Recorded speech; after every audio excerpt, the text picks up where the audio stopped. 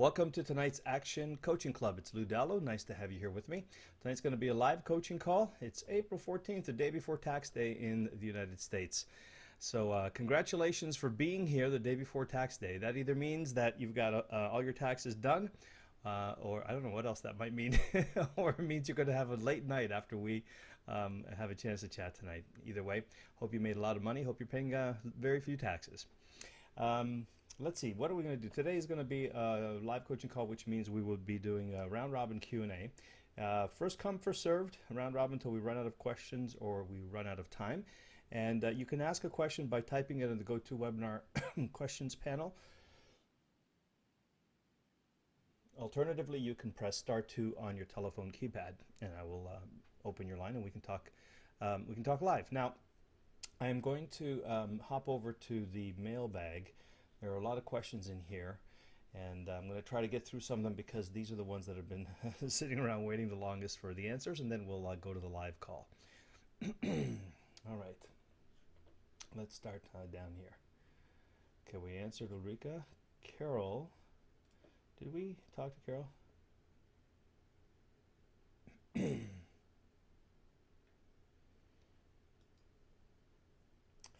You know, I don't remember if it looks like I answered this, but let me just, let me go read it again anyway. And Carolyn, if you're on the line and you want me to open your line, just type your name or let me know you're there in the GoToWebinar control panel with the area code that you're calling from, and I'll try to find you and open your line. Okay, so I'm working with a network marketing company that has natural supplements that can help the body heal from medical conditions. I'd like to help people with conditions they haven't found anything else for, as these products have worked like this for me. I'd like to create a blog with one entry for Lyme disease, one for autoimmune, one for autism, etc. with SEO words. Does this sound right? People haven't trusted me and wanted to hear it from their doctors. I have recordings of medical professionals. I've also approached the medical professionals and not very skillfully. Do you think the blog could help with this if I can write well enough?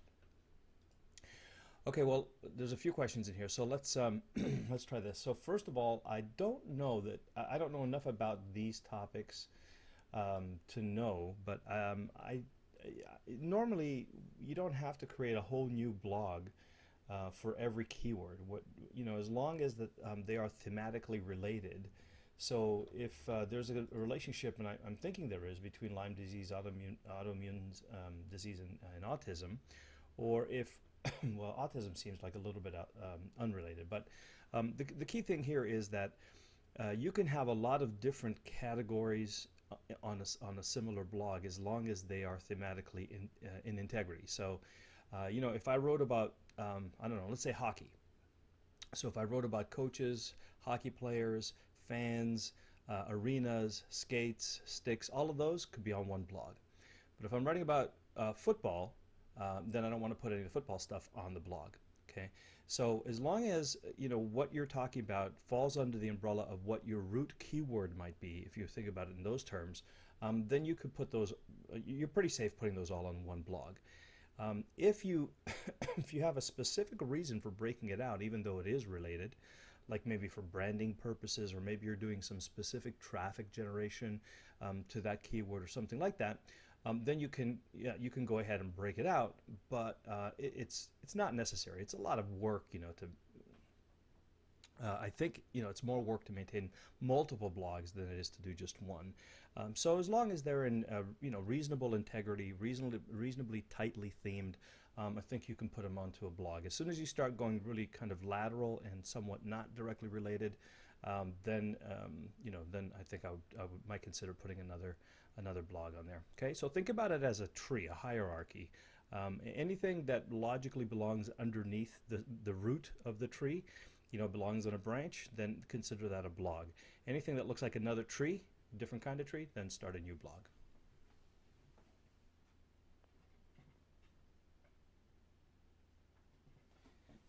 Now, as far as your other question, from a credibility point of view, I'm not sure that in this kind of thing that just having a blog is necessarily going to give you credibility with the medical professionals.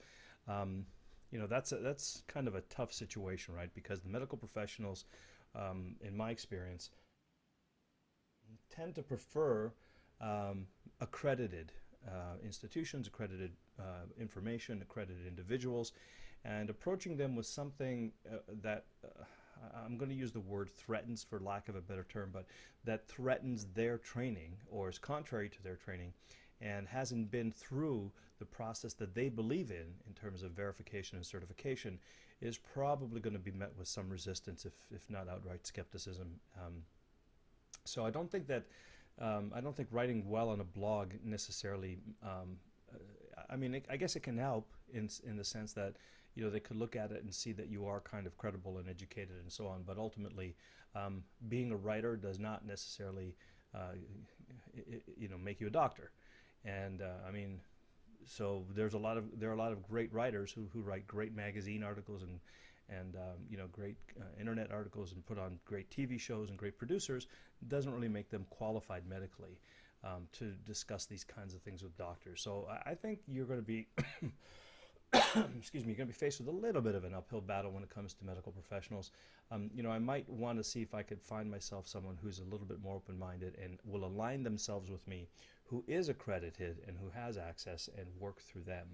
I think that's what I might do. But if you're working with a network marketing company that has natural supplements, you might do better going to naturopaths and people who believe in that stuff already, because otherwise, I just I just don't see this as being a very receptive audience to what you're hoping to do, which I'm interpreting from your message means you're trying to get them to recommend natural supplements and so on to their patients and maybe become part of your network marketing company. I could be wrong, and I would I would defer to your upline and the people who are training you and have created the products, and see how that goes. But in my experience, unless you're a doctor, the doctors won't listen. Unless you're a doctor, or if you are, a pharmaceutical rep or something. But in that case, they just want to hear about what your products are. They see you as salespeople, not necessarily as controversial people who are trying to get them to look at at medicine differently than they've been trained to and that they believe in. So, excuse me, I'm just trying to mute here while I'm coughing. So I think I would probably not necessarily target doctors who aren't already sold on the idea. I would probably look for naturopaths. I would look for nutritionists. I would look for people who are in the habit and already have the belief system that what you offer is in fact going to be helpful. The doctors are also very skeptical of anyone who says, "Hey, I have nutritions and it'll cure autism." Big problem for them. So you want to be really careful with that, and you want to not make any claims too. Of course, I'm sure your network marketing company is telling you that as well. So you might want to just optimize to get traffic from people who maybe are experiencing Lyme disease or autism in their family or personally and whatever, and maybe themselves open-minded to these choices. Don't think that I personally would pursue the medical profession in that particular arena. Okay, and that's just my opinion. I don't know that I'm necessarily qualified to tell you that, but that's from a marketing perspective, from a personal entrepreneurial perspective, that's kind of the approach that I think I would take. Jonathan, okay. All right, well, Jonathan, I'm not going to go through this because we don't have time to do the kind of detailed work that you're asking me to do here. However, I know that after last week's call, which was specifically geared towards keyword research and so on, that you probably have a better idea from that call. In fact, this was one of the emails that prompted me to do last week's call. So I'm hoping that some of these questions were answered in last week's call. And if you have any follow-up and specifically have a follow-up question based on the call from Monday, and maybe update me or narrow down your focus so I can answer one or two quick questions on this, I'd be happy to talk with you about it. But based on the fact that I saw this before, as part of choosing to do the keyword research thing, I'm going to make the assumption that you got your answers there, unless you tell me differently. Okay. Julie Downey. Oh yeah, we looked at your blog. We had a chat, Julie. I don't know if you call yourself a yoga teacher, but I think you're a contortionist. Jake, I have a technical question. I want to create the same effect that John Reese, Frank Kern, Jeff Walker, blah, blah, blah, have created on their squeeze pages, The one with the arrow pointing to the opt-in box. The one I'm trying to replicate is a bit where the video image creates a pop-up error message which says, sorry, you must fill out your name and email. How do I make the image create this? Well, I don't know. You know what I do in this case, Jake? Just go to the page that does that and look at the code. Just view source and go through and find out how they do it. I mean, that's that's how I taught myself HTML, actually. So I don't know specifically how to do this. It's probably an alert of some kind, you know. Something that says when you click on this, usually it's a JavaScript thing, and it says if somebody clicks on this, the hyperlink takes them to an alert rather than to a new link. So I don't know the specific details.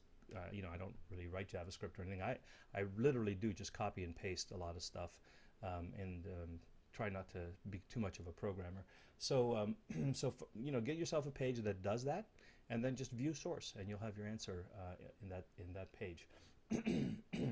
And if that doesn't work, I mean, you know, somebody at Rent-A-Coder can write that up for you for $10. Because I'm afraid I don't actually know the specific details. And I think if I knew a page right now where this was happening, I could probably go through the HTML and find that for you. So if you're on the call and there's a specific page that does this, I'll walk you through how to, you know, where to find it. But I don't happen to know one off the top of my head.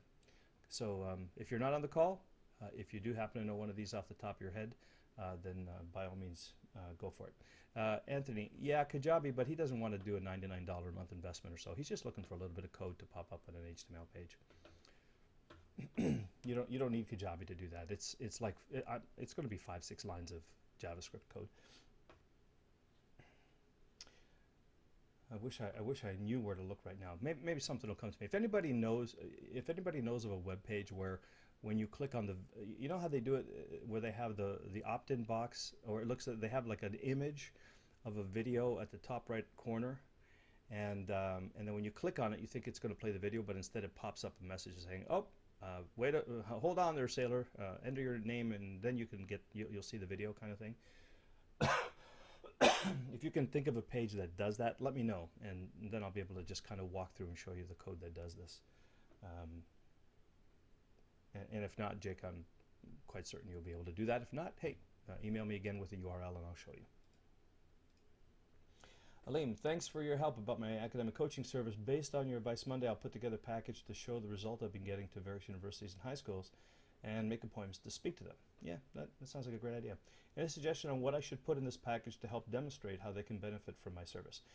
Well, I don't really know enough about your market to make a guess there. Listen, you guys, I know you would love for me to have the answer to every one of your questions about how to run your business. But look, I'm doing the best I can. But honestly, you are the expert in what you do. Trust yourself. Like, you know a lot more about this stuff than I do. I promise you. I mean, I can tweak and optimize and help you with this, or unless we're working together, you know, every week and I'm really getting to know your business. But I want to tell you guys, trust yourself, man. You really know this stuff much better than you think you do. And if you want to, what I'd rather you do is, instead of saying any suggestion on what I should do, because that's like so wide open, it's hard for me to answer. What I'd love for you to do is say, I'm thinking about doing the following things, A, B, C, or D. What do you think might work best, or how could you optimize, or something like that? I can be much more helpful to you that way, because otherwise I'm kind of shooting in the dark, and I feel, I don't know, I feel kind of, sometimes it feels to me irresponsible that I'm telling you these things and I have no clue about your business, right? So what I'd love for you to do, Aleem, if you're on the call, is propose to me, based on your experience, based on the benefits that you know about your avatar, based on the successes that you've had and the people who have responded to your offer when you reach out and want to sell to them. Tell me what you think might really be great to have in those packages about how they can benefit from your service. Tell me what you think you would do if somebody showed up tomorrow in front of you and said, hey, you know, I work on the board of directors at the local school board. What would you want to say to them? You know, and let's start that conversation with you initiating, and I'll be glad to optimize and feedback and so on. But I really think I need to know more about this market, and I don't. I really don't know anything about this market. I feel like I would be doing a disservice to just shoot in the dark like that. So if you're good with that, come on the call, raise your hand, let's talk about it. But do me a favor, come from a starting point that I can then work with you on it, rather than give me blue sky. Blue sky is a little bit too hard for me to work with, I think, right now. Also, since I have a real passion for creating, and by the way, I'm not chastising you or anything like that in any way, and this is not just to you, this is a general request for everyone.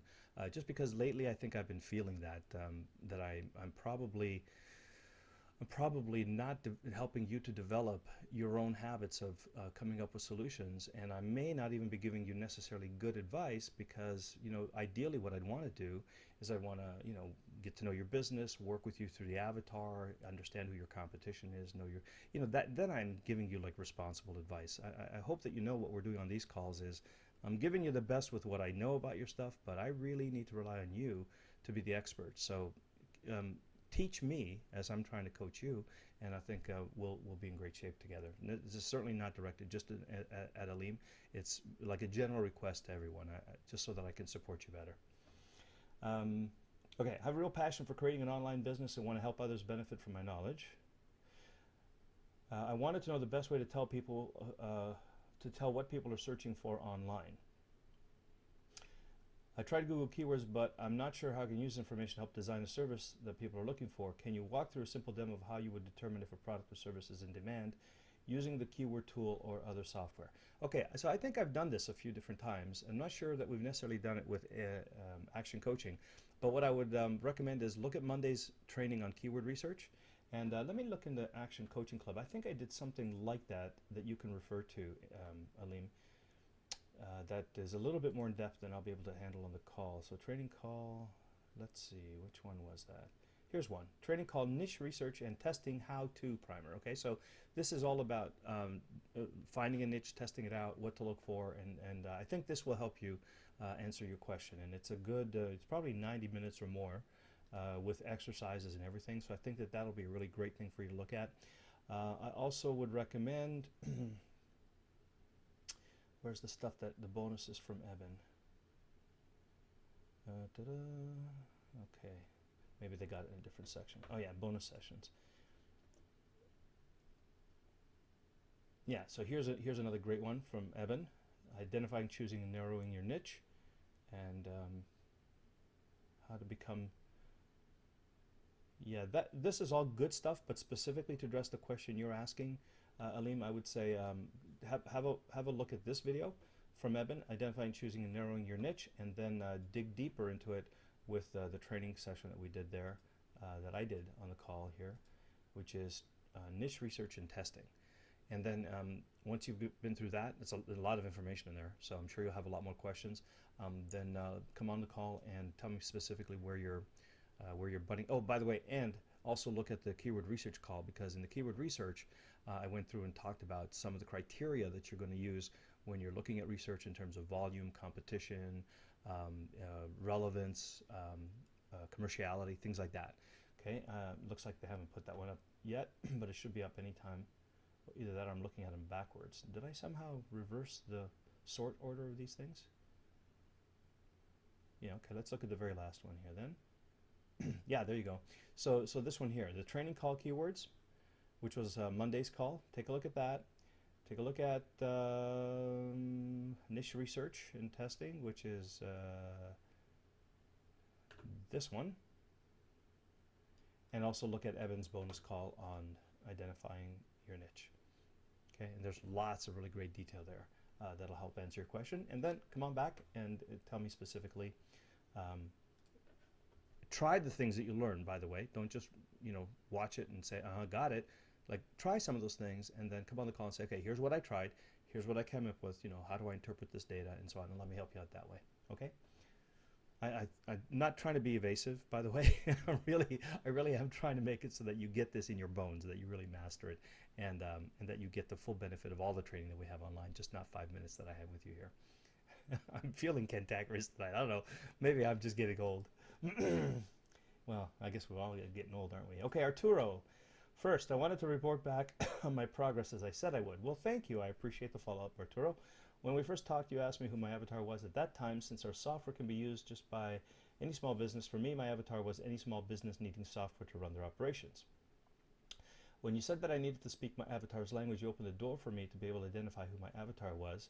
As it turns out, I have a lot of avatars. All right, good discovery. So, classified my avatars into 5 groups: accounting and finance, point of sale businesses, human resource departments, restaurants and bars, universities. Okay, wow. These are quite a range, right? Cool, okay. Then I decided to choose the restaurants and bars group. Excellent. I love the way you're doing that. And further subdivided into pizzerias, cafeteria style, fast food, fine dining, bars and nightclubs, coffee shops, bars and restaurants. Nice, good work. At this point, I decided to start working only with the owners of bars and nightclubs as my avatar. Wow, what a great model for how to do this. This is great. Excellent work, Arturo. Okay, so now we've decided, and by the way, hopefully your selection was done based on, you know, some keyword research, looking at the market, evaluating how much opportunity there is, looking at the competition, and deciding that, you know, these people are actually viable in terms of the number of people that are out there looking and that are in this market, and the number of them that would be interested in what you have, right? So this is a good process, and I'm assuming that you based your decision based on you made your decision based on research, you know, facts, keywords, competition, market presence, and those kinds of things, in volumes, because this is a great process you're going through, and let's base it on something that's going to really be sustainable for your business. And of course, the other one is if there's any way that you can actually determine that they're looking for your kind of software, that's even more important, because you know, we want to make sure that the bars and nightclubs niche is actually interested and actively looking and thinks they need the software that you provide versus, for example, you know, fine dining. Okay, so I'm going to assume that you did that and decided that bars and nightclubs is the way to go. So I want to start building my list. I'm working right now in our authority site, which has a blog, and that will have a product mini page for each of the products and avatars. So for instance, we took our Finanza Pro Bars and Restaurant software and decided to create a product called Finanza Pro Bars and Nightclubs, specifically targeted at our current avatar. Good. I'm trying to remember, this is a financing and operations management thing that you do, right?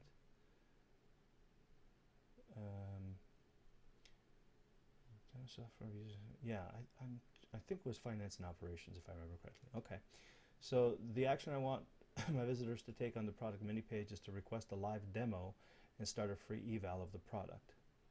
As an opt-in incentive, I've done some interviews and compiled a list of the ways servers and bartenders can steal from the bar to create 15 ways. Okay, then I started thinking about the landing page.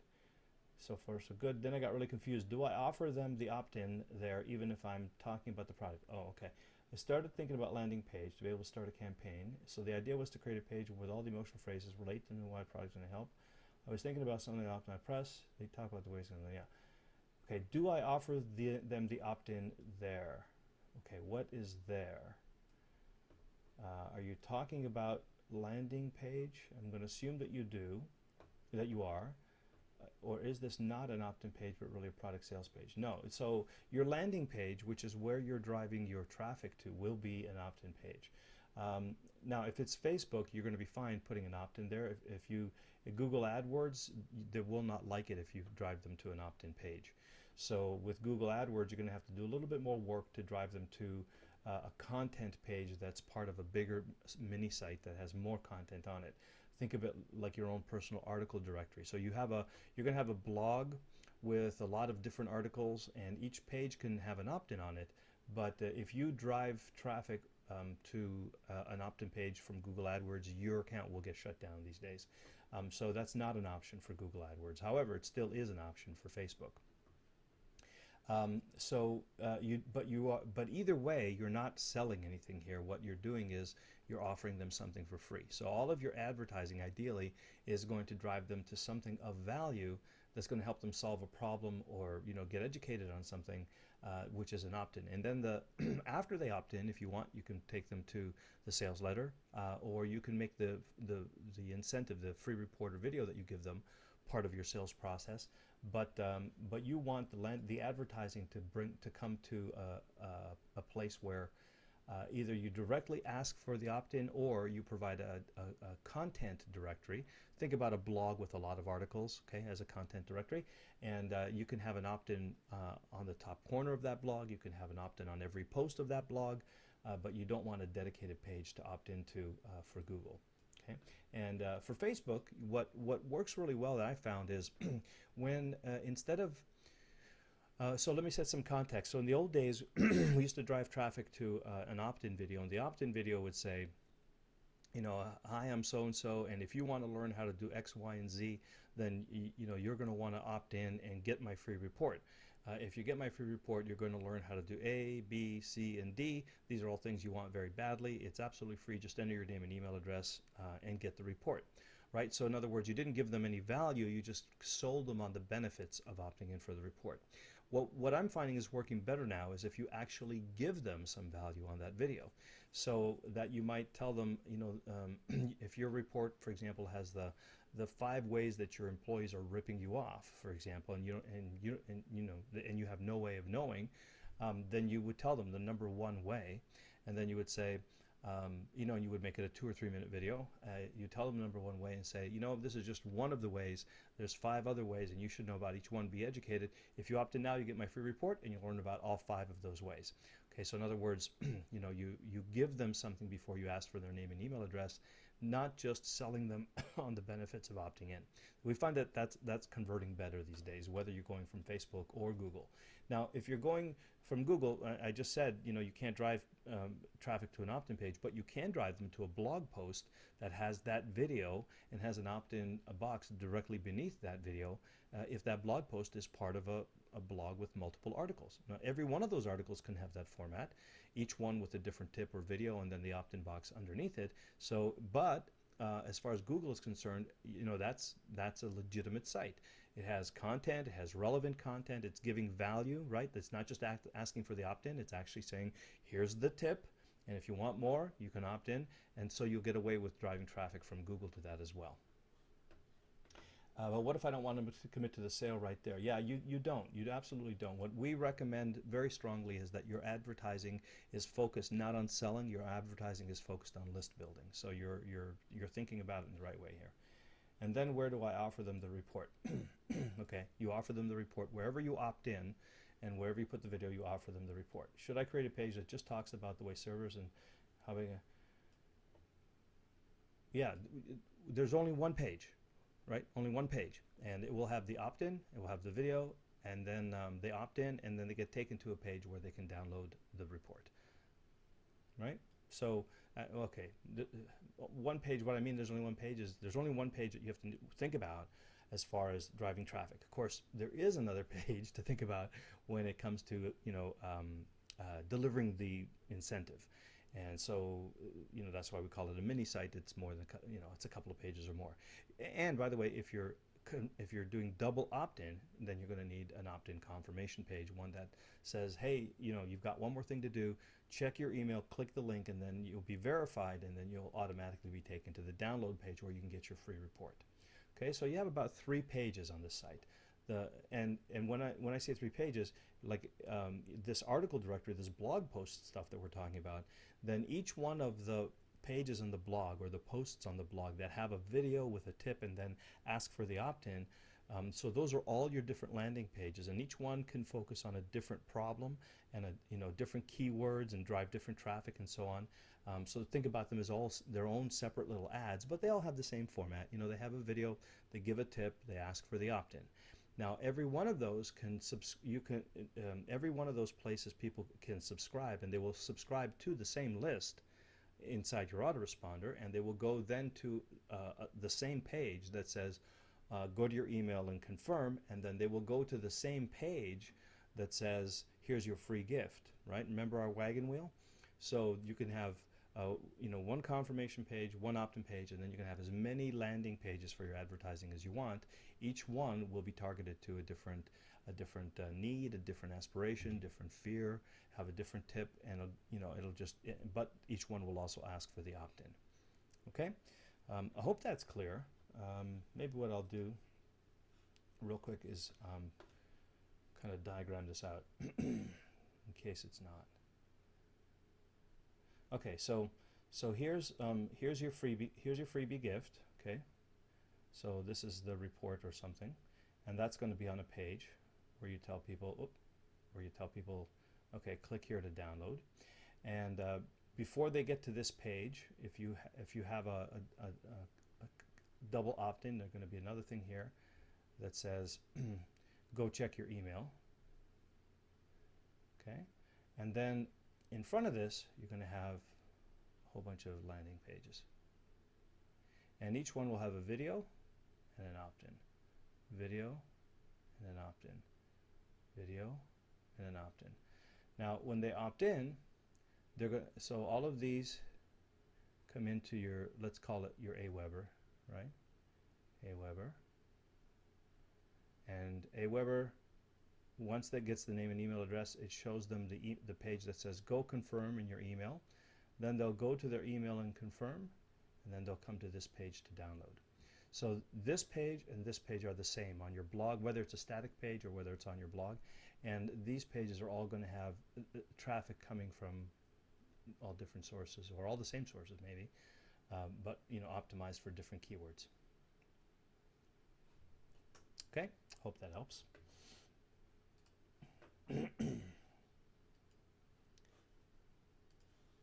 And by the way, good job. Really appreciate you taking the action and checking back in with us. You're doing an awesome job. But by the way, another thing I wanted to ask you here is this. I don't know in that particular business, and you'll find out, I guess, as you start to test it, but I don't know necessarily that people, no, I shouldn't say that. I should ask you, have you thought about whether people in this industry are online looking for, how do I stop my employees from ripping me off? How do I stop the bartenders from stealing money from me? I mean, is that a legitimate problem that people are actively seeking solutions for? And again, as I was mentioning to Arturo, if you look in the Action Coaching Club under this area, identifying, choosing, narrowing your niche, you're going to find that one of the things we really like to key on is that people are already looking for the things that you're offering. So if there's any way that you can validate that in your keyword research by finding phrases that look like they're being typed in by bar owners and club owners, and they're concerned about this kind of thing, then that validates even more that you're right on track. Even in Facebook, I'm not necessarily sure that someone who has an interest in bars and clubs is necessarily worried that their people are ripping them off. So you may find not a direct connection if all you're doing is talking about you're talking about this problem to people who are interested in bars and nightclubs. You need to find a way for your ads to show up in front of bar and nightclub owners and who are looking to either run their make more profit, run their systems more efficiently, not be ripped off, whatever those things are that they're looking for actively. Okay, and so the reason I mentioned this is because you may also want to think about at some point, test this out and see how it works, and you may also then want to think about placement advertising, where you can put your ads on websites that bar and restaurant owners are visiting, websites and forums, because I think it's going to be really important for you not to spend money on people who are interested in bars and nightclubs in general, but specifically people who are owners and operators of bars and nightclubs. Okay, so think about that as you're going through your keyword research. That's going to become, I think, a big issue in terms of the conversion for your advertising.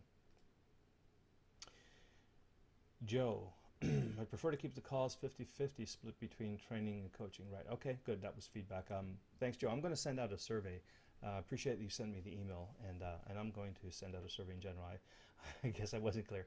I didn't ask for input this way, but I sure do appreciate it. And we will probably do more 50-50 training, and I think what I'll do though is I'll have I have three things that I want to accomplish, and you'll see this in the survey. Number one is I'd like to make sure that we walk through the implementation of all the parts of the checklist. The other part is I want to make sure that we're focusing on the essential things like lead generation, traffic, and so on. So I want to have like a theme month every once in a while where we can say, okay, this month our goal is let's add 1,000 people to the list, kind of thing. And so we're trying to figure out how to work that into the schedule. And then of course the third one is that we can do specific reviews on your websites and on your opt-in pages and your strategy and so on. So we're as we start to work through that, we'll send out a survey and ask you what direction to go in. And along the way, what we might do is we might just say, okay, here are all the things we're thinking about in terms of training that have to do with helping you implement the checklist, and then have everybody vote on which ones they want next. And so that way, we're training you on the things that are important to the majority of you at all times. That's happening in the background. It might be a month or so before we get there, but just so you know, it's happening. ACC, I need some help. Okay, Brett. Hopefully this is the proper email address. Yes, let me know if I should do something different. I think you're on track. So I have a couple of questions. Specifically, an opt-in campaign I'm running that feels like I should be doing better, and advice on how to approach a marketing webinar seminar I'm considering. Okay, I have a feeling that's going to be a nice big general one again, but hopefully not. Let's see. So opt-in sequence. So basically, I'm just trying to attract a new list of subscribers by offering an overview blueprint of online marketing. The target market are small business owners who are searching online how to market their business. Keywords like market my business online, small business online marketing, etc.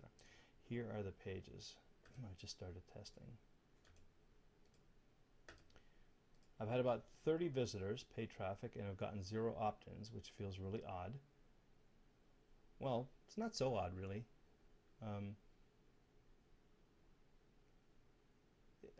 Okay, let me just finish your question, then I'll answer it. I'm also attaching the keywords and ads that have brought the traffic so far. Okay, I'm not going to be able to do that much detail for you on this call, but you know, I mentioned this before, and I really want to emphasize it again because I think it's really important that you don't make decisions based on limited data. And I mentioned it, if you've been on a call, you may have heard me say, you know, if I flip a coin 5 times and it comes up heads 5 times, even though the conclusion would be that every time I flip a coin I'm going to get heads, you know, the truth is if you ran it another 100, 200, 300, 500, 1,000 times, you would find that you get closer and closer to realizing that half the time you're going to see heads and half the times you're going to see tails. So, I mean, obviously we don't have an unlimited budget for advertising, so we can't test forever, but 30 visitors just isn't anywhere near enough, relevant enough. I mean, the next 5 visitors in a row could opt in. And then you'd have, you know, 5 opt-ins out of 35, which would be excellent. So at the very least, what I'm going to recommend is at the very least you think about somewhere around 200 actions before you start, you know, evaluating them as significant data. Now that's not, you know, it's not scientifically valid in all cases, but it's a rule of thumb that I use because until I get at least 200 visitors, I don't think it's enough data to really understand what the trend is, and it's really challenging to make this. You could be making the exact wrong decision because you, like, here you are, you're saying check my opt-in pages, you know, check my keywords, check. That's a lot of energy, but it's not time to implement to invest that energy because you don't have enough data. So what I'm going to recommend first and foremost is that revisit this question after you've gotten 200, 300 clicks and visitors to your opt-in pages. And then at that point, if you still have 0 or 1 or 2, well, you know what, something's probably wrong there. But at 30, I would probably hang in a little bit longer before you start investing time and energy into deciding how to optimize and improve. Okay, so with that, yeah, I mean, this is, there's no reason on the surface why this shouldn't get an opt-in if what you're saying is relevant to your avatar. Simple, easy, and proven online marketing blueprint for attracting floods of new customers to your business. Yeah, please do away with this. This is really irritating. and you don't want people to focus on this. It's so distracting. You want people to focus on this, on the opt-in, not on the arrow. That's my first instinct about this. If I click download now, oh look, hey, there's the thing that Jake was asking about. So there you go, Jake. Go to marketinginsight.insightriot.com. Market your business online. And in fact, okay, I'm going to take a little detour here, and let's view the source for this. See, Jake, I got a chance to demo this for you. Okay. So first, let me see. So when I go to download this, oops, wow, that's not cool. Say download this. Okay, oops, you need to enter your name and email. So this is the text that is going to be where the code that produces this is, right? So let me go to the source, and now I'm going to find, which is my keyboard Alt F. I'm going to paste that source. There it is, right here. Okay. Oops, you need to enter your name and email address, and there it is, the JavaScript. There you go. Okay, and this is called function show alert, which means that somewhere show alert, okay, the name of the function is being activated, And I'm gonna say that's probably gonna be on the hyperlink. So, but you know, let me just search for it, and we'll know for sure. Paste. There it is, right there. Okay, so this is what you want to put inside, right there. This is what you want to put in your code. This shows the image, and then when they click it, there's the onClick command that executes the function show alert.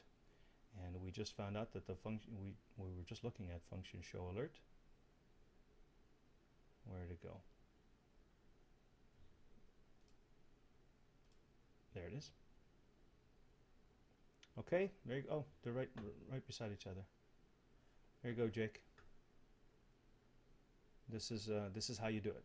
Okay, in the place where you have the link to on the image, you use an onClick command, which you can look up in Google how to write it. And basically what it's doing is it's calling the show alert function, and the show alert function is just the alert message. Basically, it's a JavaScript that calls the alert message.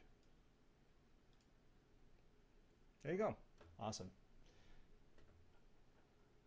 Okay, now back to the sorry for that side trip. So now back to the question here. What's included? 6 different ways. Yeah, see, you don't even have comments yet here, which is interesting. I would have thought there were, well, 30 people. Again, it's not enough. You know, this doesn't look too bad, actually, on the surface. And I think for the market that you're looking at, so one thing is you talked about market my business online, and here you're talking about floods of new customers, but it does say an easy proven online marketing blueprint. Okay, so good. So it looks like you're doing not a bad job at all, right? So if your advertising talks about marketing your business online, and here you're talking about a proven online marketing blueprint, you know, that seems like it'd be fairly relevant. And a nice, you know, professional looking graphic here. It's pretty good. Get online, get customers. Yes, give me my free blueprint. Yeah, I don't think this is too bad at all. You know, I think you'll get a fair share of opt-ins if you let it run a little bit longer. It's a little bit. What is it you're using here? Optimize Press. Yeah, you're using Optimize Press. So I think for me, what I would probably want to try to do though is see if you can get everything here above the fold. Just shrink it down just a little wee bit if you can. Of course, I could have like a small window, but if you can find a way to get the headline and this thing here all on one page without having me scroll, it's pretty close. It's not bad at all. But if you just tighten it up a little bit so it's all visible on the above the fold, that I always like to make sure that that's above the fold. Take this away because you've got this nice red arrow here, and maybe what you do is instead of only having the see right now you've got the benefit bullets underneath. See if there's a way for you to then make this this graphic a little bit smaller, and instead of these arrows, write the benefits of what they're going to learn. So take these things, these bullets here, and maybe put them right up top. And if that means having to make the graphic a little smaller, then you do that, and then just write them right here. So that way people can see the headline, and by the way, oftentimes the graphic, it's nice if you put it like right near the opt-in box, okay, which looks even cooler. Like you might want to shrink it down and put it right in the opt-in box or overlay it or something, and then put the bullets right where they can see them. So you don't need them to scroll down to see what they're going to get in the blueprint. Put your selling features right up top. The picture alone is okay, it's good, but I think if you have the bullets right there, then they can see that they're going to get the great blueprint, they're going to see everything they're going to learn, and then they're going to see that they can opt in there. You can leave the bullets below if you want as well, but I would probably just try to put it all above the fold. Lead with your best foot, and put everything that they need to make a decision in the viewing area right at the top, and I think you'll find that you'll get pretty good response. So there, this is pretty good as it is. I bet if you keep it running as is, you'll start to see some opt-ins, but I think if you implement some of these changes I'm recommending, you'll start to see even more. This thing here, I would also test. I think there's a confusion here, okay? Share this now, download now, get access now. What I would recommend is take the share stuff off here, take the download now off here, and just focus on the one thing that you want them to do, which is, you know, get access now or put this download now. Because too many actions confuses people and they won't know what to do. And what you don't want is for people to just come here and like it and add a comment and then forget that they have to opt in. You know, your job here is to get some profit from your advertising, which in this case means get the lead so that you can sell them something. And we always like to say, let your visitor make the decision of yes or no, as opposed to which one. Okay, which one can get very confusing, and in this very short attention span environment that we live in on the internet, you know, you'll find some people just getting totally confused with what to do here. So they got an arrow here, they got an arrow there, got an get access now, download now, share this now. Too much going on. Keep it nice and simple. Remember your objective for this page and put everything on the page and only those things on the page that are going to support your main objective, which is to get the opt-in. Okay, so yeah, that the more and this thing too. Don't worry about them, you know, sharing your opt-in page. You're driving traffic. Get the opt-in. Okay, don't distract them. This will be great if you want to do this on your download page after they've opted in. I think it's a nice idea. Just don't distract them when you're trying to get their email address. Okay, and let me see. What about this? So it looks like okay, and this is the famous warning one. Yeah, I don't, you know what, I don't use this one, so I don't know how it performs, but I know that there are people who use it and like it and recommend it. You know, it's one of Frank Kern's things. He likes it a lot. So I don't really know how it works, but it looks like you follow the template nicely. What I would probably say here is, you know, and by the way, with 30 visitors, I hope you're not telling me that you had 10 visitors on each one of these pages and you're wondering why nobody's opted in yet, because you gotta, if that's the case, then you really got a ways to go before you make a decision. What's the difference here? I don't see that there's any difference between this and this. Let me try this. Is it just a different headline? It looks the same to me. Yeah, I think two of your pages are the same, right? Okay, so I won't comment on that. And this one, yeah, it looks like you followed the format here. What I would probably do after you get you know, a bunch more visits to this page is just confirm that what you're promising here as a headline is what they clicked through for on the ad, and that it pays off what it is that they're clicking through on. Also, you will not be able to use this for Google because you'll get penalized, and you will not be able to use actually any of these. This is not Google friendly. Do not use Google AdWords to drive traffic here, nor here, okay? Because they'll either slap you or, more likely these days, shut down your account. It should be okay for Facebook, but it won't work for Google. And okay, so that's what I'll say at this point. Oh, paid traffic from Bing and Yahoo. Okay, so yeah, Bing and Yahoo I think still right now is not shutting you down, so you should be able to drive traffic here. It's okay, but don't use those keywords and move them over to AdWords, because you'll get in big trouble with these pages. So what am I missing? Okay, I think I've answered a lot of your questions, and I think this is not hard to believe at all. This is not hard to believe at all. 30 people. Listen, you will find a lot different results after you run 300. So that's my biggest encouragement to you.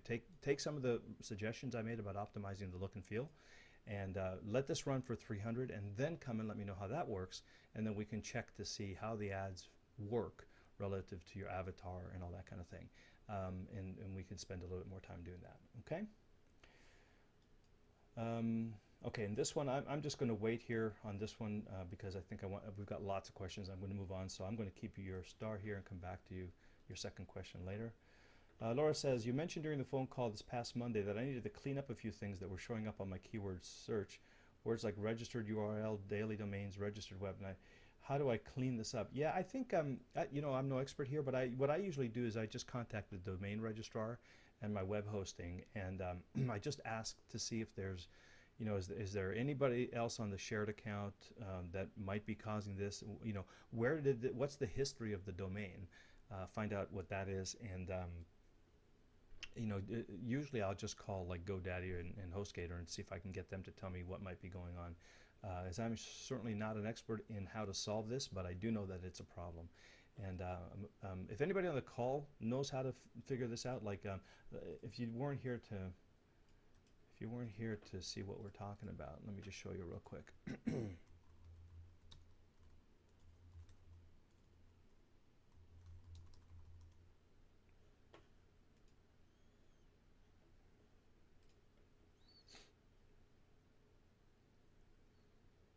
And let's see if it's still happening.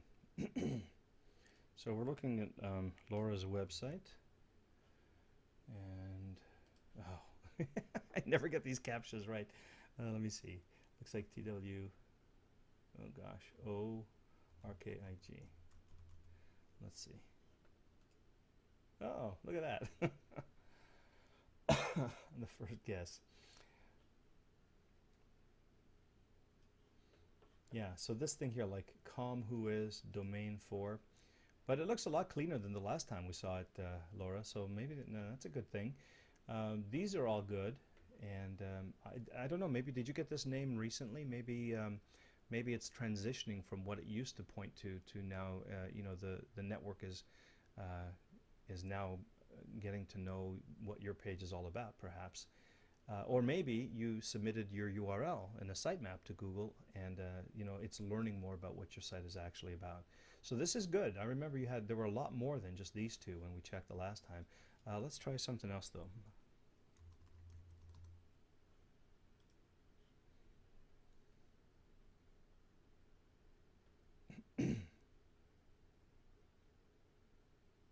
No, that's looking much better already, see? Yeah, that's looking much better already, Laura. I'm guessing you submitted the sitemap the way we talked about it before, and yeah, you're getting great results. Um, no, it's looking excellent. Now you do have that situation, it seems, where there's a little bit of a difference between, you notice, in one case I used HTTP and one case I didn't. So there's a little bit of a challenge there, but not a big one. And let me try this.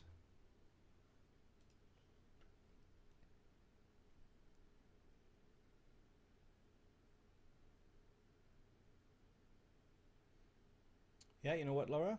It looks like things have settled down nicely.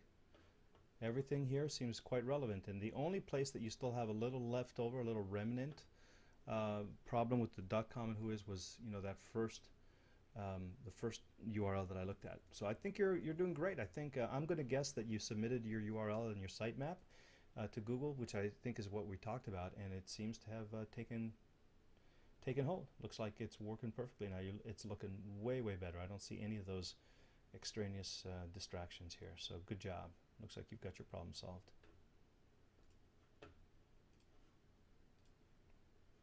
Cindy, hi Lou. I'm learning a lot from you, so thanks for your great advice. Thank you, Cindy. I'm wondering if you can cover how to offer one-on-one coaching or group coaching.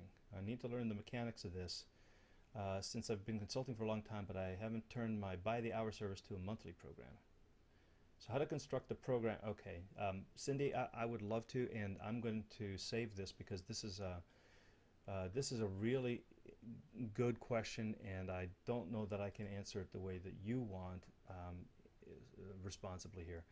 Um, there's a couple of different questions here. One is the program construction, one is the enrollment process, one is the pricing, and then the other one is how do I map out a session.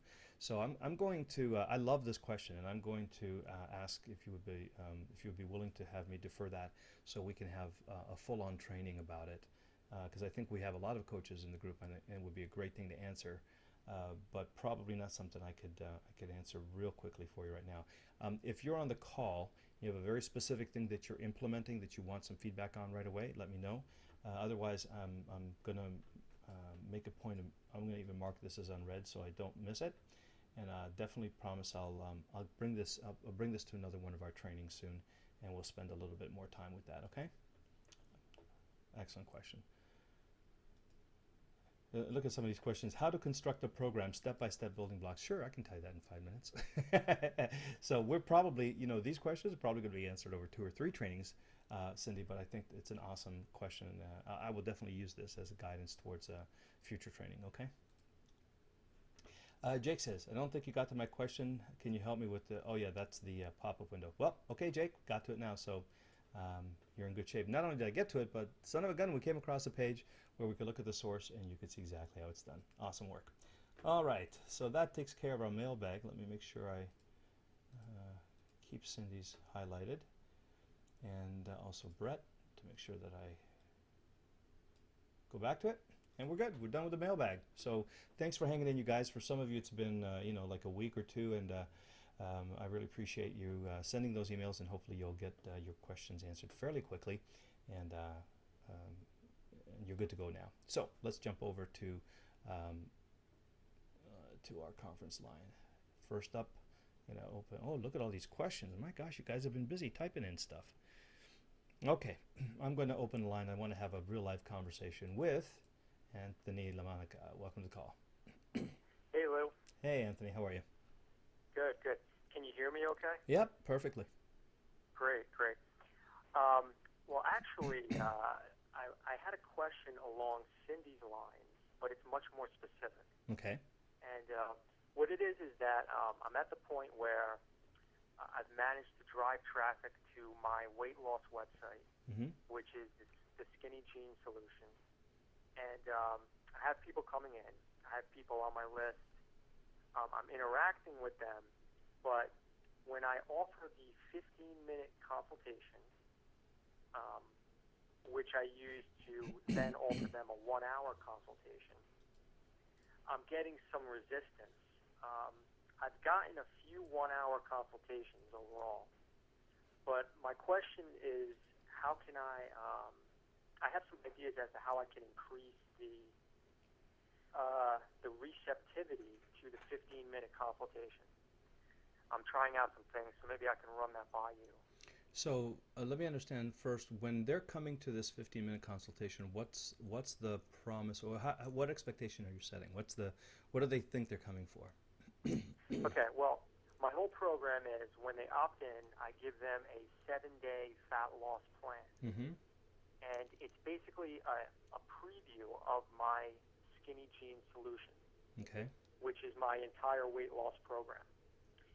So, they take the free plan, and then the 15-minute consultation is basically if they're ready to go all the way and get into their skinny jeans, I can offer them a free consultation where I tell them I need to ask you a few questions to see if I can help you. And that's basically the pitch that I put in the emails. Yeah, so that to me doesn't mean you're going to sell me. That to me means you're going to answer a couple of questions, and then you're going to tell me that you're going to help me. I know that you say I'm going to see if I can help you, and that's like sales speak for I'm going to sell you something. But I think the average consumer kind of figures, oh, I'm going to show up and he's going to give me a recipe for what I need to do next. And so it's possible. I'm not sure, but it's possible that there's a little bit of a feeling of bait and switch. And so I think now this is the first time you talk to them, right? Like this isn't part of a coaching program or an ongoing conversation or anything. This is just someone who got on your list and now they're calling you, right? Well, I'm sending them emails, and right. What But I mean, right. ear to ear. This is the only conversation they're having with you, right? Right, and what I do is I offer it on Skype. That's what I've been doing. Okay. All right, so a couple of things. So number one, the very first time that I'm talking to you, wait, what kind of investment are you asking them to make? Well, nothing for the 15-minute is free. No. On the 15-minute call, what's the offer? What's the investment you're asking them for? Well, the impression that I get is that for an hour consultation, in the coaching field, I mean, you're the expert on this, but $97 is a pretty standard rate. So that's what I've been using. For what? What have you been for your coaching time? Sure, for a 1-hour consultation, for my 100-page ebook, for a free recipe book with 21 days of meal plans, and a couple of video bonuses. Yeah, I mean, I think that it's a reasonable price Yeah, for. yeah. Oh, it sounds Yeah. it sounds reasonable, but okay. So let me. I'm just trying to understand. So then I come on the call with you. I've talked with you for Right. like 10 minutes, and now you're going to make me this offer. What is it you're offering me? Is it a $97 investment, or is it a series of $97 investment? What's the offer? Well, basically, what I'm doing is I'm following really Eben. I think this might have been your doing also, along with Eben, where there's 3 or 4 questions you ask them in a 15-minute consultation. Um, what is your biggest challenge with weight loss? Mm-hmm. What problems is this leading to? Then what is your ideal outcome? And then finally, how would your life be better if you could get this ideal outcome? And then you attach what I offer in the program to the desired outcome that they want. Yeah. And then I say, is this worth $97 to you? If you could get this benefit in your life, starting in 30 days from today. So that's Okay. basically, So basically, yeah, you're only asking me for a one-time $97 investment, right? sure. Yeah. Okay. Okay. So I just wanted to make sure you're not trying to sell $2,000 program in 15 minutes is what I was after here, because No, no. And I also, I'm also offering a 30-day money-back guarantee hmm with it. yeah. Okay. So here's my experience with this. I don't think, unless you go sort of hard sell with it, I don't think generally speaking 15 minutes is enough time to build trust and establish rapport and have people feel like they didn't just come here for a sales call. And so if you're feeling resistance, it might be that. I think you either do 15 minutes where you don't do a pitch, like it's not a sales call, but you just kind of casually mention at the end of it, by the way, everything that, in other words, like you really give them a solution. Part of the thing that we talk about in that process usually involves giving them a solution right then and there. Not the full thing, just whatever you can do in the time allowed, but if somebody comes to your call expecting to get value and what they get is a sales pitch, unless you turn into one of these like hardcore sales guys who are going to close no matter what, um, then you will probably find that the resistance prevents them from taking action. So I think what I would recommend is make the call a little bit longer and spend more time so that they feel like the reason you're asking them questions is not to trap them into a sale, but to actually help them, right? And by giving them some information and saying, all right, well, look, here's what I understand that you're wanting to accomplish. Here's where your problems are. There's a couple of things that I think you can do right now that are going to help you out. And what I'd recommend based on what you told me is the following. And by the way, at the beginning of the call, I always like to preface it by saying, hey, I'm going to do my best to give you some, real quick advice. We only have a little bit of time. I'm going to tell you the best tips that I think, are your next steps. But if what you're looking for is something that I can help you with, is it okay then if I also tell you about some of the other programs and services I offer? And Mm. then they say yes. Now you've gotten their permission. Now they know it's coming. It's out in the open. But you're still saying, well, we're going to spend 15 minutes. I'm going to give you something you can work with, right? You don't have to buy anything. You're here. I'm going to give you value. And is it okay if, based on what you tell me, I think I can help you? Is it okay if I tell you about some of those products? If you get the permission Mm. up front, it just kind of diffuses the balloon. The white elephant's gone out of the room. Everybody's relaxed, and then you can spend 15, 20 minutes really, listening carefully and helping out, giving them their next steps, and then say, okay, I can't tell you much more on this call, but I really, based on what you told me, really think I have something that might help you that takes what we talked about even further. Would you like to hear about that? Right? Mm. Because when you ask me a question like, is that worth $97 to me? If I'm at all sophisticated, I know you've just trapped me into a close. Really, Lou, I appreciate what you're saying, but I'm a little confused because Brian Franklin and Eben Pagan have both taught this. But How's it? I also see where you're coming from, at the same time. Yeah. So I'm a little confused as to, Well, let me tell you this. um, this is what Eben put out as this is the model for I the know. 15 minutes. I know. Yeah. And you know what? Mm. What you don't know is how do people get to that call? In other words, Okay, I've sold $25,000 programs in 15 minutes, but it's usually somebody who's been on, three or four of my programs. He's been to a couple of my coaching calls. He's been they've been listening to my stuff for a year and a half. By the time they get to the call, they've already decided they want to buy. They just want to know how to do it. Okay, if I follow that process and at the end of it go, yeah, you're a candidate for this program. Would you like to know how to get started? That'll work. But you have to, it's kind of like what's the source of the lead? And if the source of the lead is somebody who just happened to subscribe and thinking they're coming to you for a call, I think you need to optimize a little bit here. And if you're getting results with what they're telling you to do, then by all means, keep doing it. If you're not getting results, then be open to testing another option, which in my experience is the more I put people at ease and the more I give them value before I ask them for the close, the better success that I have. That's been my experience, right? I'm not making those guys wrong because I follow a lot of that same process, but I make it a little bit more. Hey, no matter whether you're not, I don't care if you buy from me or not from here. I don't even know if I have anything to sell you. I'm just here to help you. And then at the end of which, if I think I can help you, is it okay if I tell you about if I get permission, my conversion rates like literally, first of all, they triple. And secondly, everybody's more comfortable on the call. There's no hidden agenda. They're listening to you. They're taking you in. They're not sitting there going, they're not jousting with you like, okay, are they just kind of cornering me into a sale? And maybe they've had experience with people who've done that with them. I just think that that might be an optimization step you could test and see if it makes any Right. difference. So when I have people on my list and they'll contact me and say, I've gotten great results on your program, how can I get the full program? Mm-hmm. And what I reply to them in the email is I say, well, I have a free 15-minute consultation where I'd like to ask you a few questions and tell you, and see if I can help you. And then maybe you'll qualify for the free program. And probably about 80% of the time now, they don't respond back. Mm-hmm. So how do you know are they like bargain hunters where maybe I'm attracting some people who I've given away so much free information that they don't want to pay for anything?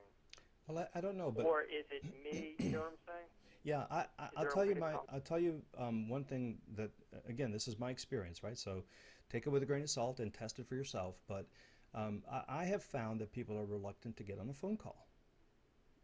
I used to offer a full hour of coaching, no holds barred, just pure coaching, and I stopped offering it as a bonus. Nobody would ever call. You know, I think that I think there's something really personal about getting on a phone call, and I think today people are so wary of, is this going to be a sales call? Is it going to be like one of these telemarketers? Or I don't really want to buy something. I want to make a decision in the privacy of my own room without somebody influencing me, right? I think there's a lot of that goes on that prevents people from calling. If somebody says to you, "Hey, I really like your stuff and I want to buy it," give them a link to the order page. You don't need to do a 15-minute consult with them, right? Because then they either want to buy it or they don't. So I think there's something about that phone call that I'm surprised anybody calls at all sometimes even when I offer it to them. Now, again, if they've been on my list, if they've been to a couple of my webinars, if they know who I am, and they know that if I say it's a sales call, it's a sales call. If I say it's a value call, it's a value call, and that's what I mean. Then I get better response. But if it's just somebody who's new to the list, has seen a handful of emails from me, gotten a little bit of stuff, doesn't know me from Adam, I find it's very challenging for some people to pick up the phone and dial. And a lot of them are like, well, then he's got my number and he's going to call and bug me at dinner and all this kind of stuff. So there's a lot of head trash, I think, that goes along with this process of calling in, unless that you've already built the relationship and have some trust built up with them. Then it's a little easier. All right, so what I'll do then is, I'm glad I talked to you about this because it's a different perspective than what maybe some of the things that we've gone through in other programs. Well, I'm not. Listen, more of a set, like a sort of a set formula. But hear what I'm saying. And I'm sure if you talk to Evan and Brian, they'll tell you the same thing. that's a formula, but it's not the same formula for every audience. And I'm sure if you say to them, hey, this doesn't work on everybody, one of the things that they'll ask is, but where are those leads coming from? How well do you know them? Because these are all parameters of the equation. And I think the process you're following is good, right? I don't want you to like totally throw it out the window. I want you to just optimize a little bit in the areas that I found have been helpful for me and test it out and see if it makes a difference. Don't throw the baby out with the bathwater. The process you're talking about is good, is powerful, is strong, and I find that if you take these things and tweak them, in my experience, I've gotten better results. But probably the most important part is what you do before, how well you know these folks before they get on the call.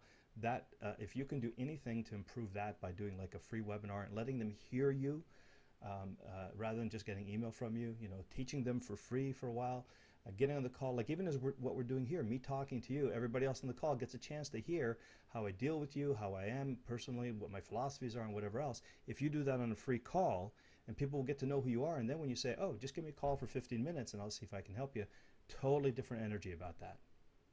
Yeah, real quick, I had my first webinar last week that I did. Cool. And, good. A few people showed up, and now I got 2 people from that audience. There you go. Yeah, just what you said. Yep. Because the beautiful thing about that webinar is too that people dial in and they know it's not just you and them. They don't feel trapped. They know that if I want to, I can just hang up anytime. And they don't feel guilty, or that they don't have to be rude to you or anything like that. If they want out, they feel safe on a webinar because all they have to do is hang up. And then that gives them the permission to relax and hear you, be with you, connect with you, learn from you, and be persuaded by you. Yeah. Well, great. Well, I'll let you get to some other callers. Okay. Thanks again. Yeah, you're welcome. You willing to give that a shot, Anthony? What's that? That tweak, the tweak on your 15-minute consult? Oh, absolutely. Yeah. Yeah, give it a shot, because I would love for you to try it out and see how it works. Make the consult a little bit longer too. Don't worry about 15, 20 minutes. Give yourself the time to answer all their questions, and don't make them feel rushed. And then let me know how it works for you. Well, I'd be really interested to see if it has a positive impact. Sure. All right. Thanks, Lou. Awesome. Very welcome. Thank you. Bye. Okay, Houston, Texas, area code 713. Welcome to the call. Hey, Lou, it's me, Julie. Hey, Julie, the contortionist. Hey. yeah, that's me. And I'm driving to New Orleans, so I hope there's not too much background noise. I'm actually not at the computer. Okay, so far so good. So far so good. Okay, great. I launched today my sales page, and I was wondering if you would take a look. I'm hoping I did it to your guidelines, because I basically did a blog post today that has a link to the sales page and takes you there. And my previous blog post had opt-in, like you suggested. Like I did a blog post on Tuesday, and then I did a subsequent blog post today, which is real rare for me. I usually only blog once a week. So I was wondering if you had a moment to look at it's a real quick blog post, and then it links up to the sales page. Okay, what's the URL?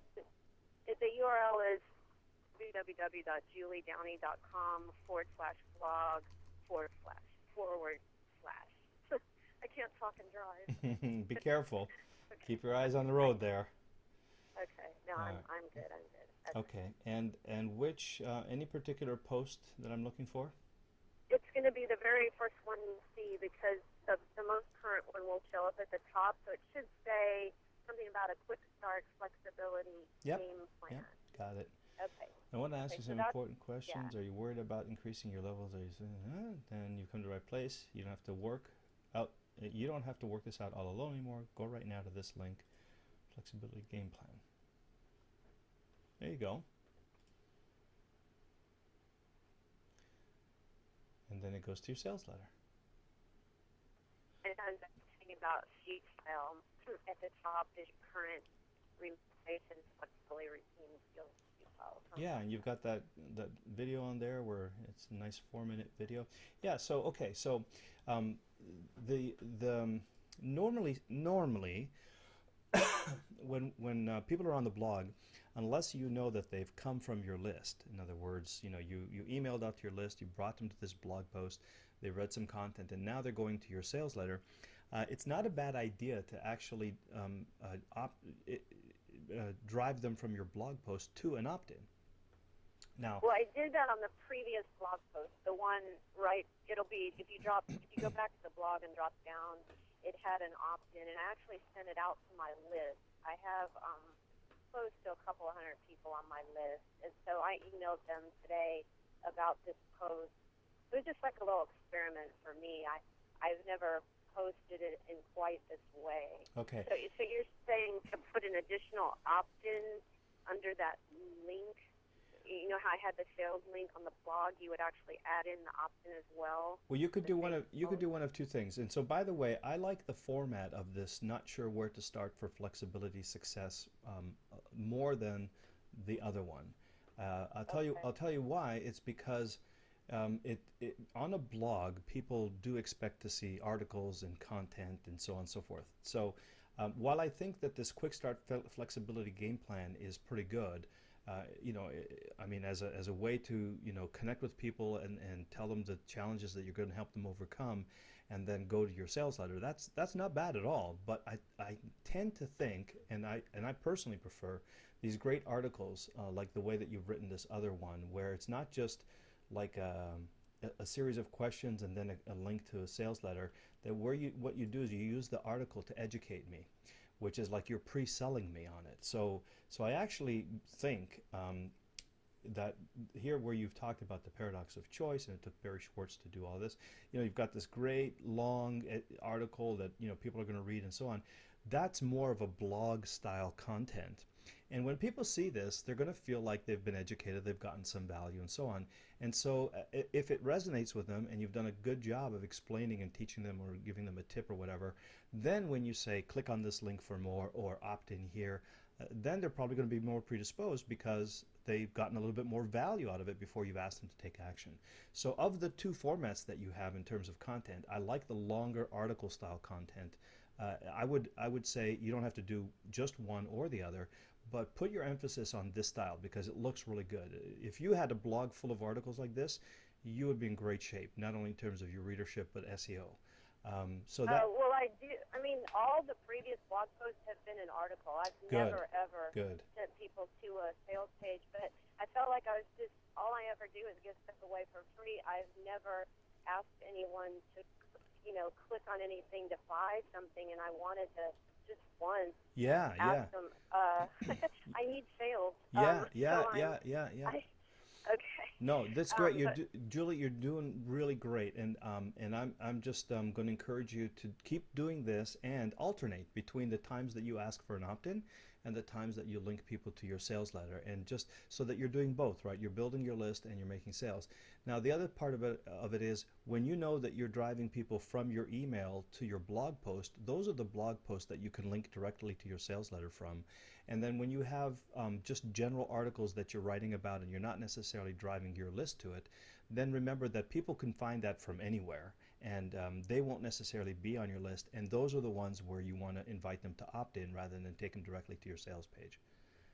Right. I get that part. It was just a kind of an experiment to post that sales link up there. Okay.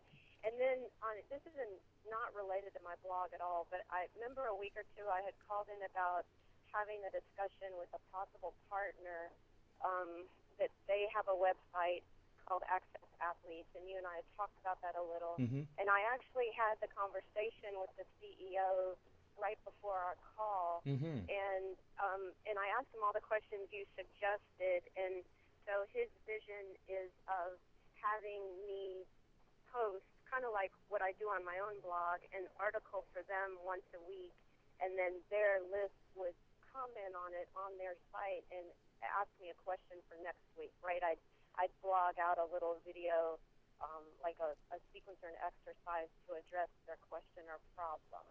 So that was his vision, and then he wanted me to be a part, to be blogging for them in that way, and all of it would be just free content. Right now, that's what they've got on there. Uh-huh. And So what's in it for it, you? What's in it for you?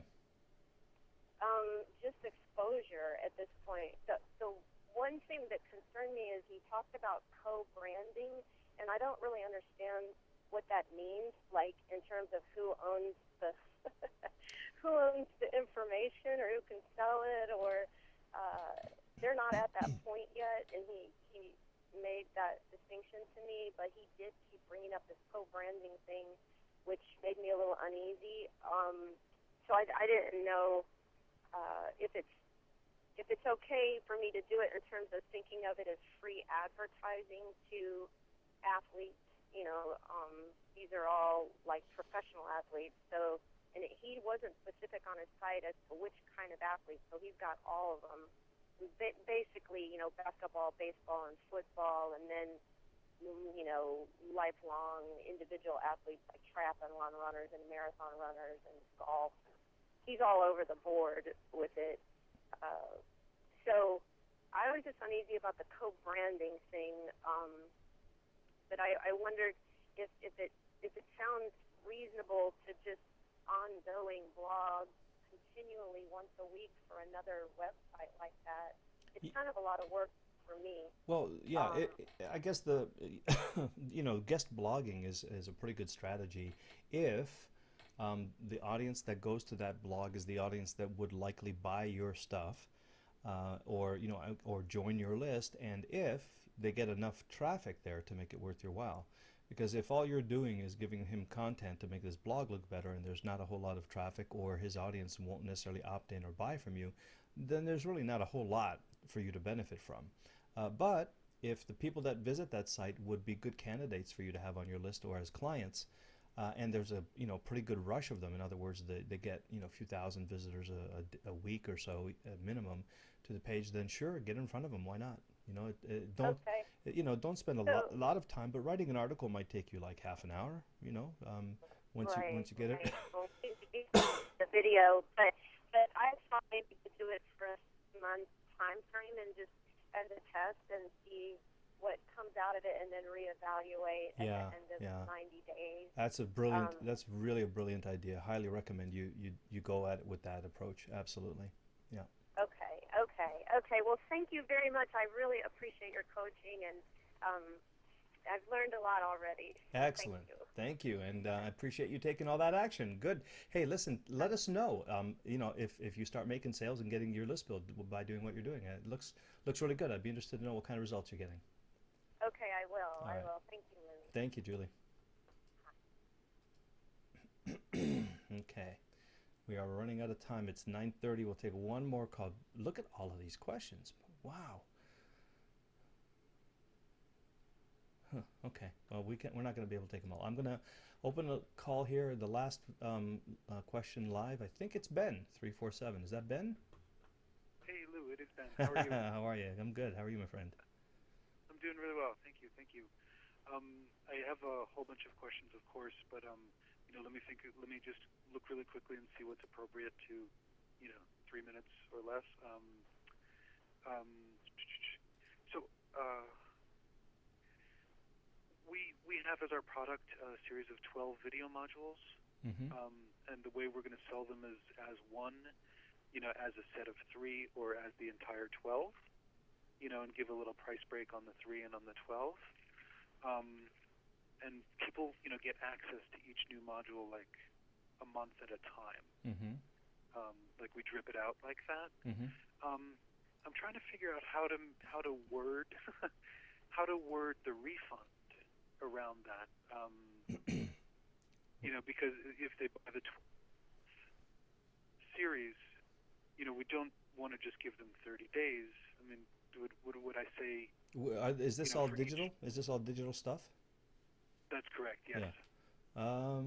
Well, why wouldn't you want to give them the 30 days? Well, I'm saying, how do I differentiate between a person who buys the first module, and has that content for a month, Mm-hmm. and they have the 30-day money-back guarantee, Mm-hmm. and then someone who buys the series of 12 modules, which they'll get over 12 months. Mm-hmm. Like, how do I give them? Well, Do I still? in the first month, excuse me, in the first month, they're in both cases they'll only have seen the first module so far, right? That's correct. Yeah, so give them 30 days. Say, try it out for 30 days. You can have the first module, take a look at it, use it, benefit from it, and if after the first 30 days you're not completely satisfied, then you can ask for a refund. Right, right. So you would use that same language whether they just bought one module or opted to Yeah. buy all 12. Sure. Got it. Okay. Okay. I wasn't sure if you made a distinction somehow. No, I wouldn't. It Because would they get kind hire of for it would get kind of complex to try to do that, and I'm not sure why you would. But what I think I'd like to do is I'd like to, if possible, see if you can give them more than just one module in the first month. Like give them a lot of value in that first month so that they can anticipate how much value they're going to get down the road. For the so for the person who buys the series, maybe at week 3 you might give them the second module and say, hey, we wanted to give you a head start, take a look at what's coming down the road, so that they feel like, oh, okay, this is pretty good. You know what I mean? Like the week before they're contemplating the refund period, the stick strategy might be to give them a lot more value in that last week so that they can see that it's worth it for them to stay with the program. A little harder to do with someone who's only bought one program, but but you still might want to think about a bonus or something that you can give them. You can give them something like 3.5 weeks, 4 or 5 days before the refund period, and then you can promise something 3 or 4 days after the refund period, so that they can see what they're going to get, and they'll be less likely to ask for a refund if they know they're getting more value down after the refund period. So a couple of little stick strategies, but ultimately the name of the game is still you got 30 days. If for any reason you want your money back within those 30 days, just ask. Awesome. Awesome. Okay. Thank you very much. Mhm. That helps tons. Great. You're welcome, Ben. Good to talk with you. You too. Okay, well, listen, I'm seeing a lot of questions. Oh, Aleem was on the call. Geez, sorry that I missed you, buddy.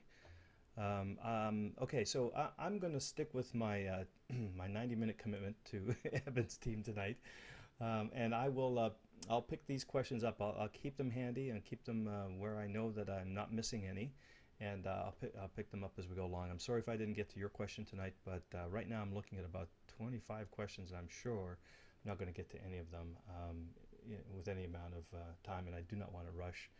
I always feel like I'm rushing to get to the next one, and I'm not doing you the kind of service that I'd love to do.